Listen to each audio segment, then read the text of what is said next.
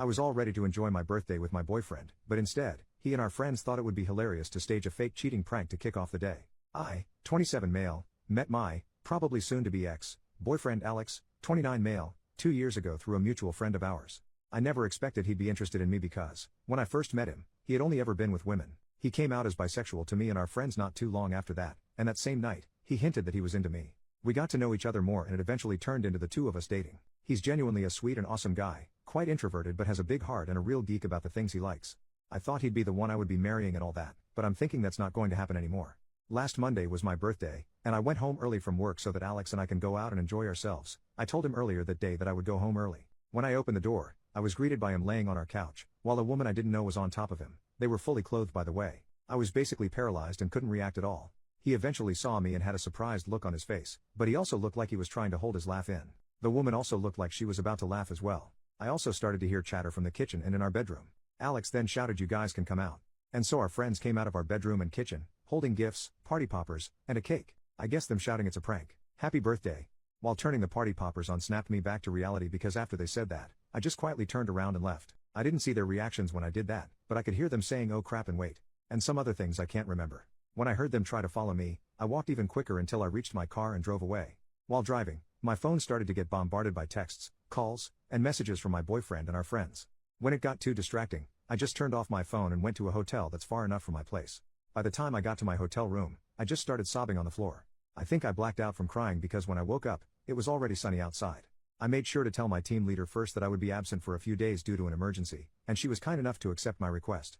She probably noticed something was off with me because I was sniffling and my voice sounded weak. Right now, I plan on telling my aunt who lives near my area about what happened and asking if I could live with her for a couple of days until I sort out my mind and know what I have to do next. I'm deeply heartbroken because I've told my boyfriend and my friends before how I felt about cheating and how it essentially ruined my family growing up in my young mind back then. My mom cheated on my dad and it broke our family apart, and I got cheated on by my first boyfriend, but at the same time, I can't help but feel like I overreacted and that I should have just went with it all. I still don't plan on opening my phone, so I'm using my laptop right now to type this. I don't know how to face and respond to them all after all that has happened. Maybe some time away from them will help, I hope. Update 5 days later. Hi there. I'm sorry it took me a while to post an update. I've been busy and I also got back to working 2 days ago, so I don't really have that much free time on me anymore. But before I get started with the actual update, I would like to thank everyone who has given me their advice and wisdom, along with those who wished me well and a belated happy birthday. You folks really made me feel happy even after all that has happened. I never thought internet strangers could be so kind, lol. Normally, I confide with my friends whenever I had a problem, but since they somehow became part of that problem, I thought maybe going here would be a good idea, and I guess it was. So truly, thank you to all of you. Although, even if almost all of you had nothing but great advice and nice things to say, there were some who were skeptical or were even harsh, specifically in the way I just ghosted my boyfriend and everyone at that surprise party. Truth be told, I could have done something more mature as some would say, but really, in that moment, all I could think was remove myself from that situation because I wouldn't know what I would do if I fell back to my old self. For context, I found out my mom was cheating on my dad at 14 years old. I got home from school early and found that the house was empty. I went upstairs to go to my room, but as I got nearer to my parents' room, I heard these faint sounds of lovemaking, and it didn't help that the door to the room was slightly opened. Curiosity got the best of me and I decided to take a peek inside, and there she was, my own mom cheating on my dad with his coworker. I felt like I was going to be sick, like it was some sort of nightmare.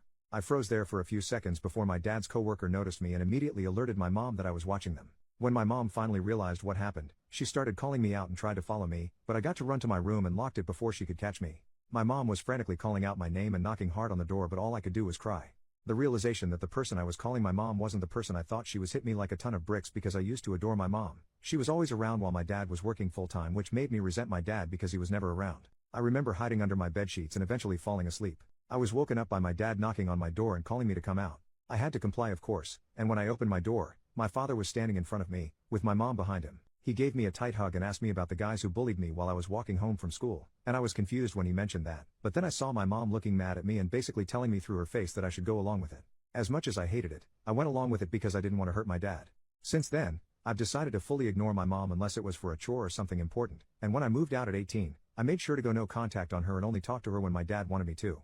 My mom and dad eventually divorced after I moved out. Turns out, he always knew but didn't want to do anything about it until I moved out because he didn't want me to live in a household riddled with arguments and stress brought upon by divorcing couples. It didn't really work, but I appreciate my dad for still looking out for me even if he was hurting. Then, when I was 19, I got into my first ever relationship. We had a pretty nice start and we were each other's firsts. But, when I found out he was cheating on me, things got really ugly.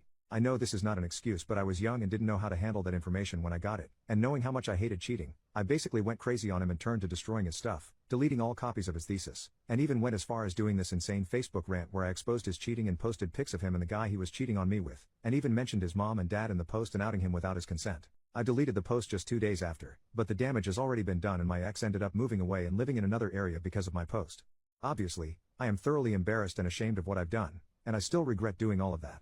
When my aunt found out about what I did, she gave me a pretty stern scolding and insisted that I had to get checked by a psychiatrist because what I did isn't normal, and it's not, and I got diagnosed with severe depression and the doctor also said I had some unresolved trauma, which confused my aunt, but after telling her what happened 6 years ago, she fully understood why and gave me a tight hug and cried after spilling everything to her. She felt bad because she wasn't able to do anything to help me before and now is extremely mad at her sister, my mom, for doing all of that to me.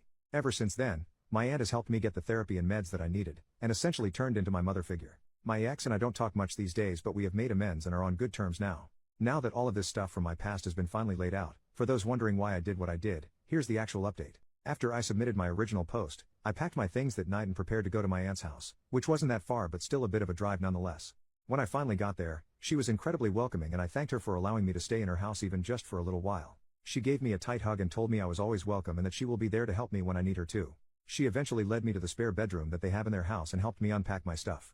She is honestly such an incredible woman and I love her so much. She's basically the mom I've always wanted. Once I was done unpacking, I was again confronted by the fact that I haven't opened my phone for quite some time now. I've avoided it for so long that I didn't think I could open it again, but I knew I had to. The moment my phone booted up, hundreds upon hundreds of texts, chats, and missed calls popped up on my screen. Even if I was still hesitant, I decided to open my chats and looked at our friend group's chat first.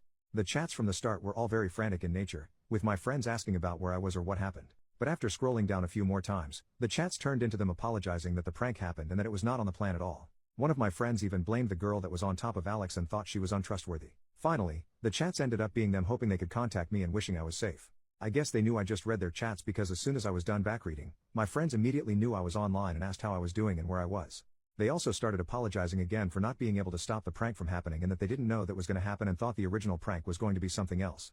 At this point, I was thoroughly confused because they seemed happy enough to be there during that night, but I knew I had to apologize to them first for ghosting them and asking their side of the story first before speaking about what had happened. Essentially, they were simply planning a surprise birthday party for me with Alex in a group chat that didn't include me. Then, my boyfriend added a few more people into the group chat, saying that they were college friends of his and he wanted them to be a part of the surprise party too since they also wanted to meet and get to know me better. As a suggestion, one of my boyfriend's college friends pitched the idea of them pranking me. The plan was my boyfriend is going to be on the couch with a serial killer holding a bloody knife and fake stabbing my boyfriend while the killer was on top of him and while my boyfriend is bleeding everywhere. My boyfriend's college friends thought it would be funny to see my reaction, although my friends were initially skeptical. They reassured them that it would be harmless fun and that once my boyfriend and the friend who'll be acting as the killer got their desired reaction on camera, they can just tell me that it was all a prank and my friends and my boyfriend's other college friends would come out and surprise me with their gifts and stuff. My friends eventually agreed so as long as they don't drag out the prank and immediately reveal everything once they captured my reaction on camera. The day of my birthday comes and everything they've planned seems to be going smoothly, with them waiting for me. My boyfriend's college friends ushered everyone to hide while they set up the prank, and when it was done, they would hide too. When they finally heard my boyfriend say they can come out, they thought the prank was a success because I looked absolutely mortified, but they knew something was up when even after the prank was revealed, I was still looking shocked and almost teary-eyed even, until I finally turned around and left. They were understandably shook and confused, thinking the serial killer prank was too much, but knowing me, I wouldn't have minded it at all since I love scary movies and an avid horror enjoyer. That was then they realized that my boyfriend's female college friend was on top of my boyfriend, not wearing any serial killer costume and not holding any fake bloody knife. They then saw my boyfriend pushing his female college friend away from him and chasing after me. Some of them also tried to follow me, while some were asking what happened to the original plan. Even my boyfriend's other college friends were wondering why their female friend wasn't in costume, but she was just silent. After a few minutes, my boyfriend came back to our apartment looking distraught and crying. He then tells everyone that they should all go and proceeds to go to our bedroom. They wanted to ask him what happened but he shut the door before they could. His female college friend then followed him inside which really weirded them out, but after a while, they hear my boyfriend shouting at her, telling her to piss off. She then goes out the door on the verge of tears and leaves the apartment. They said everything happened so fast that they didn't know how to process all that has happened. Not too long after that though, they realized that I was missing and started calling and texting me, but I didn't respond to any of them. Eventually, I was unreachable, I turned off my phone, and decided they should just go home and wait for me to respond. My boyfriend's college friends apologized profusely to what has happened and didn't mean for any of this to happen, but they basically just ignored them. They then followed their retelling of their side with videos that they've recoded that prove their accounts, along with an apology and wishing that I was doing well. After my friends told me what happened on their point of view, I felt really terrible and apologized again for ghosting them and telling them that everything that happened was none of their fault. I told them that I would make it up to them soon, but they reassured me that they accept my apology and are just happy that I'm alive and well. They also pitched to have a late birthday celebration with me this weekend, and my boyfriend and his friends aren't included this time. I of course happily agreed and thanked them for being such great friends and that I really couldn't thank them enough for being such an awesome bunch of people. The morning of the next day, my aunt knocks on my door and wakes me up, telling me that I have a visitor downstairs. She looked a bit mad, so I can already tell who it was.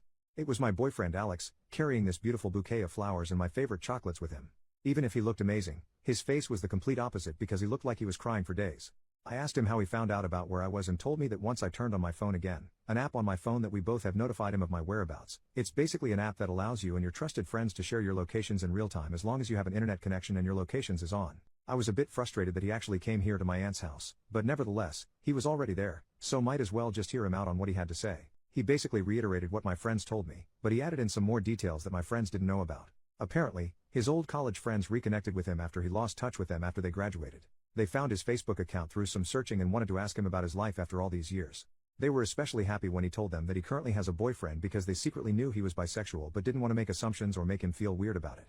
Alex eventually tells them about me, and he mentions that him and our friends are planning a secret birthday surprise for me and they immediately wanted to be a part of it. After they were added to the group chat, they started suggesting ideas on how to make the surprise much more fun, until their female friend, we'll call her Anna, suggested that they do a prank to surprise me. Alex's college friends were immediately on board because they saw TikToks of it and they thought it was really funny, but my friends were obviously skeptical. Eventually, they agreed what the prank is going to be and that the prank wouldn't take too long. Anna volunteered to be the serial killer since it was her idea, and they all went and did their parts of the surprise so that everything would be ready when my birthday comes. The day of the surprise party comes, and everyone prepares for my arrival. When Anna and Alex went into their assigned positions for the prank, he wondered why she still wasn't in her costume and that her props was missing, but all she could reply was that she forgot. Alex offers to find the costume and props but Anna insists that there's no more time and that I was going to arrive soon. Alex at this point was extremely uncomfortable and wanted to get out of their position, but before he could do it, I've already opened the door and saw them. He admits that he messed up by laughing a bit at my reaction because it was exactly the reaction he thought I was going to make but immediately realized what it looked like and called everyone to come out to save himself from the embarrassment and give context to what I was seeing. When he realized that that didn't work, he forcefully pushed Anna away to chase after me, but he wasn't able to keep up once I got into my car. It then sunk into him that he messed up big time and that when I drove away, that's when he remembered my trauma about cheating, which made him cry while returning to our apartment. He tells everyone to leave and retreats to our bedroom, not really knowing what to do. To his shock, Anna comes inside our room unannounced and starts comforting Alex. He repeatedly tells her to leave and that he'll be fine, but what really set him off was Anna asking him, "So, does that mean you're single now?" That's when he realized she did it on purpose. Alex then shouts at her and angrily asks her to leave, which she then complies to after looking like she just embarrassed herself. Alex is in tears at this point, and he tells me that he wishes he just didn't agree with the prank. He's cut off contact with his college friends for now, and is incredibly sorry about what happened. He then starts hugging me really tightly and says that he loves me so much and that he's scared of losing me. His words alone also made me cry because even after everything, I still love him deeply and I do believe everything he said. After a minute or two of us hugging and crying, he lets go of me and tells me that we should get back together to our apartment, but that if I still need time and space, he'll gladly give it to me. I gave him a kiss and then respond to him with me asking him to help me pack my stuff. Of course, I gave my aunt the warmest of hugs and told her how much I appreciated her for helping me. She was happy things got resolved, but also jokingly threatened my boyfriend that if he did something stupid or hurtful to me again, she'll personally whisk me away to safety and away from him. My boyfriend laughed, but I think he was just hiding his nervousness. Now, I'm back in our apartment, and Alex even offered to throw away the couch that was used for the prank, but I declined since it's a pretty nice couch and everything that has happened was something no one wanted, aside from Anna probably. I've already made amends with my boyfriend and we've both forgiven each other, and my friends are happy that things worked out in the end. Alex is probably now invited to the weekend party but I've yet to ask them. Haha. Don't worry, I'm also going to get in touch with my therapist soon and book new appointments with her per the suggestion of my aunt. This has all taken a toll on me but I'm glad to have the support of my BF, my friends, and everyone who has read my post and shared their support to me. Also, I realize that this update is probably not what most of you wanted to happen, and as much as I was close to just giving it all up, I never had a reason to in the end and I'm glad I got to hear their sides out before making any huge decisions that I might end up regret later, and I do trust my BF and my friends since they all sounded sincere and they did have proofs to back them up. I think this is going to be my last update since everything seems to have been resolved at this point, but I'll try to make an update if ever something happens, but I hope that's not going to be the case. Once again, thank you everyone. Final update 1 week later. Hello. This is definitely my last update about this mess because quite frankly I'm tired of all of this. But before I start this update, I would like to say sorry to everyone who thought my previous update was too long. I guess I was just overcome with joy. I feel stupid about it now, talking about what happened that I didn't get to edit it much, but don't worry, this update won't be as long. And thank you to everyone who had nothing but kind words, I really appreciate you all. So, a few days after my previous update, Alex, my now ex-boyfriend, came up to me while sobbing and confessed that he hasn't told me the complete truth about Anna. Apparently, him and Anna were a couple back then, She was his first girlfriend and he did a lot of his firsts with her, first kiss, first date, first going all the way, etc. Once they graduated, Anna broke things off with him because she can't handle long-distance relationships and didn't want to be tied down yet. Anna breaking up with him caused him to go into a spiral and develop severe depression, along with self-harming tendencies, something he still goes to therapy for. It took a lot of work for him to get out of that hole and be a functioning human adult again, but things apparently didn't completely change for the better for him until he met me. As I quote, "I was the light at the end of the tunnel that he desperately wanted to get out of." But, I guess ghosts from the past have their way of coming back to haunt you. A few weeks before my birthday, Alex's college friends found his Facebook and contacted him to reconnect. Things went well for them until he was added into their group chat that had Anna in it as well. As what he said, it definitely reignited some old feelings that he had, and it also didn't help that Anna was acting like nothing bad happened between the two of them. They agreed to meet to catch up, one thing led to another, until that one thing ended up being them making love every single day up until the birthday surprise lol. It only really hit him how much he messed up and realized that he was doing something incredibly shitty when he saw my devastated face after seeing Anna on top of him for the prank that they supposedly planned for me. According to him, he was trying to bring back those strong feelings and emotions that he once felt back when he was with Anna, but seeing me look ruined and distraught made him realize that what he had with me was incomparable to what him and Anna had, so I guess that's what led him to confess and be all remorseful. Of course, I had to hear him apologize and cry in front of me, and I did cry too, but I couldn't bear being around him anymore after hearing all of that. I then calmly told him that I accept his apology, but that I didn't want to be with him anymore and that I'd be leaving the apartment and sort things out once we're both in clearer states of mind. He didn't like that one bit and started sobbing like crazy and even went as far as hugging me incredibly tight just so that I wouldn't go. It was a struggle, but I eventually got out of his clutches by pushing him away hard enough. I ran as fast as I could, ironic, to get to my car and immediately headed to my aunt's house. When I got there, I just sobbed into my aunt's arms and felt incredibly weak. She probably understood why I was crying that much without asking me why, so she started consoling me until I was too tired to cry and slept. Yesterday, I got a call from a friend of Alex that he's in the hospital after being found unresponsive and full of cuts on his arms.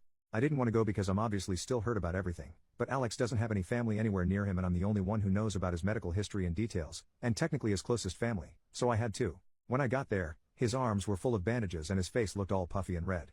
Right now, I'm outside his hospital room, waiting for his doctors to give me an update or tell me anything or something that I should do. He also hasn't woken up yet, so I'm bracing myself for when he does.